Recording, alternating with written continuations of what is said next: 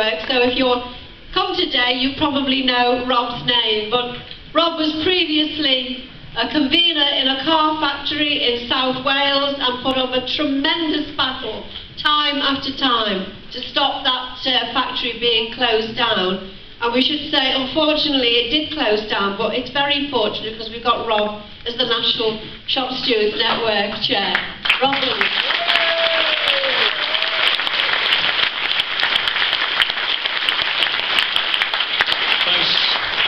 Thanks, comrades. Before I start, I just want to test the patience of the chair at the beginning, and I will do so at the end.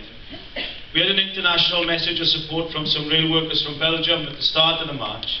We've also had a message of support from a trade union and popular federation from Brazil called ConLutas, that represents about 300 unions and social movements and youth in Brazil. And they send a message of solidarity to our lobby of the TUC, to the National Shop Stewards Network. And they say, we must unite our forces in the world because we are fighting against the same attacks that we are all suffering. And they also say that we stand with the South African miners as well. Comrades,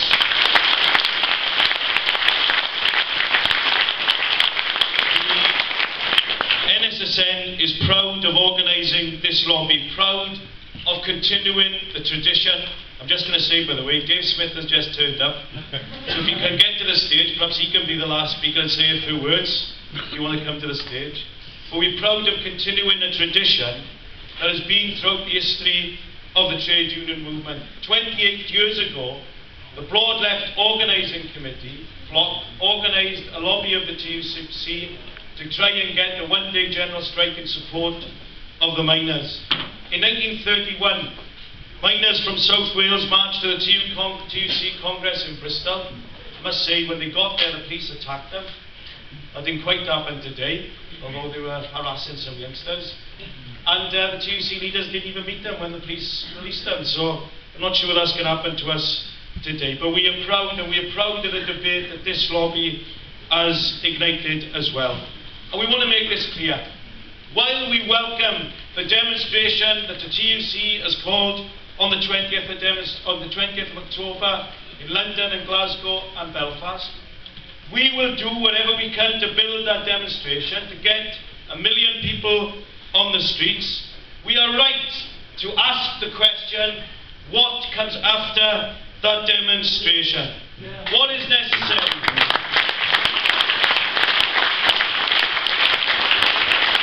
What is necessary to confront the 85% of the ConDem cuts that are still to come?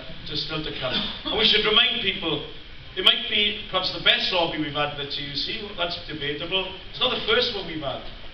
We called a lobby last year in London on the mini-conference for a 24-hour public sector general strike, and we were proud of the fact that that week the TUC unions laid the basis for November the 30th. The year before, the first TUC under the ConDem coalition, we organised a lobby in Manchester to call for a national demonstration, and it finally did happen in March the 26th, and as people have said, hundreds of thousands, perhaps as much as 750,000 came on that demonstration.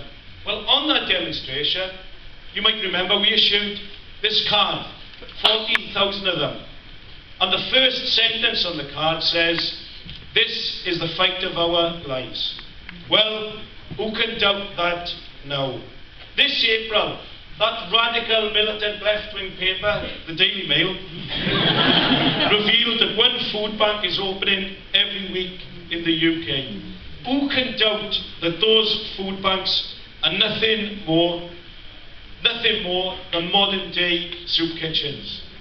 We could mention tuition fees, we could mention EMA, disability living allowance, the Remploy factories closed by this government, housing benefit, council tax benefit. We could go on and on and on.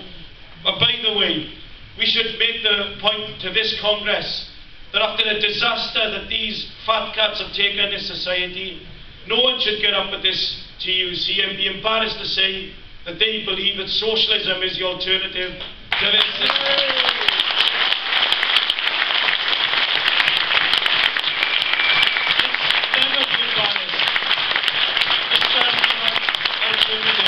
And also, those who say that the demand of a 24-hour general strike is unrealistic because it's abstract, but we say we call for a 24-hour general strike against the effects of austerity, against the 400,000 public sector job workers sacked, against the 4-year pay freeze, against the attacks on public sector pensions, against the wholesale privatisation of the public sector. Any one of these issues could be the trigger for strike ballots in the public sector. So if you're looking for a reason, trade union leaders this week, let's have one on pay, or let's have one on pensions, or let's have one on privatisation, or let's have one on redundancy, but let's coordinate those pensions. Don't forget, the reason why the TUC chose pensions last year wasn't for any reason, it was because it was the one issue last year that could coordinate the maximum action. And as Shona has said in this meeting, as Martin said at the start, that we already have strike action in the diary planned for this autumn. So I'll ask you this question: how abstract and unrealistic and how pie in the sky this is. So if Unison could be taking action, if the NUT and NES UWT could be taking action, if UCU could be taking action, and PCS could be taking action, and we call for a ballot of all those in the middle of a 4-year pay freeze in the public sector to take action this autumn. And then we put a call out to all workers in the private sector to coordinate the planned action they may have with that. So therefore, if this autumn there are any more red light plants that close, or if the construction companies seek again to cut wages of the electricians or any workers, or Unilever decides to go on strike, or London buses, or the rail workers, is it beyond the realms of possibility that they could go out to strike on the same day against this government?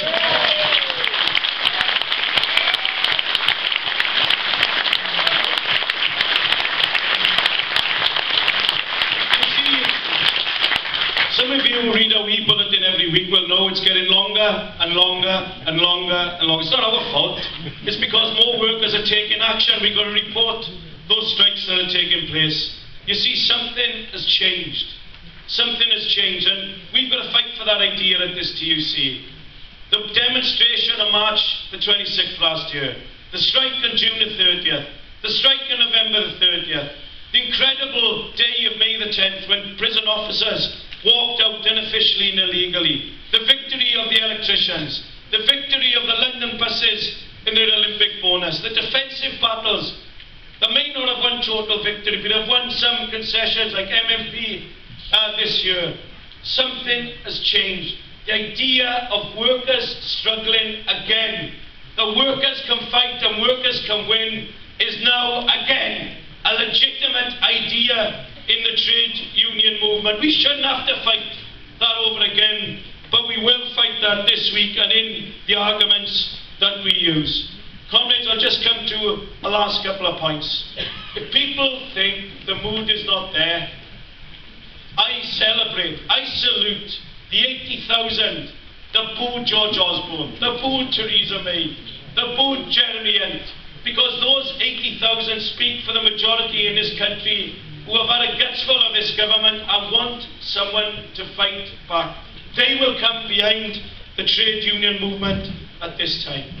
The pressure is on. I don't know if you know, by the way, and you've been a bit too loud, the Unison delegation meeting is in this at all. Somebody might hear you cheering and clapping. Well, the pressure's on at this conference. The vote at the General Council tells you the pressure is on. And if that vote can be won this week, that is the door open for us to push after this conference. But even if it isn't passed, this lobby has lit the touch paper that we can fight for these demands going forward. Comrades, this is the 40th anniversary of two important dates. It's 40 years since the Pentonville Five. 40 years since probably the closest point we've come to a one-day general strike since 1926. It's also 40 years of a picket in Shrewsbury that led to the jailing of the Shrewsbury pickets, people like Des Warren, Ricky Tomlinson and others. Isn't it apt that we had a successful strike in the construction industry 40 years after? What a way to mark the 40th anniversary of that particular battle. Comrades, we don't look back at history because it's an abstract history lesson. We look at history to learn from it. We look at it to change history. Just like the civil servants did. Just like the public sector workers and the councils, the teachers, the prison officers who took the walkout in May this year. We are the history makers. We are changing history over the last 18 months to 2 years. Cameron wants to change history.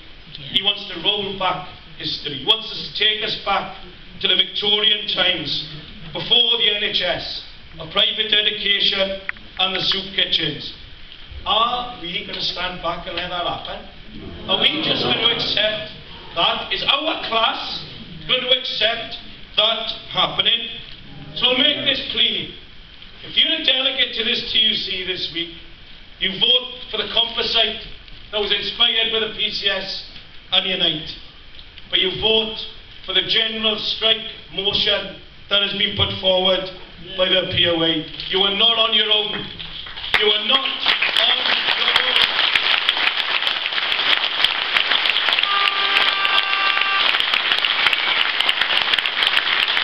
There are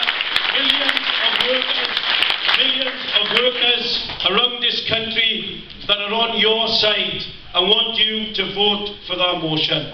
But whatever happens, take the model motion from the leaflet that we've produced. Take it back to your trade union branch and your shop stewards committee. Continue the debate that this lobby has started. There's an old saying, you've got to say what needs to be said and do what needs to be done. That's why we've called this lobby. We want to build the biggest demonstration on October the 20th that this country has ever seen. And then we want to get this trade union movement of 6 million plus standing up to its full height, strike together to smash the austerity offensive and throw this fat cat government out of office. On October 20th we'll march together, then we fight to strike together and win a famous victory for our class. Thank you.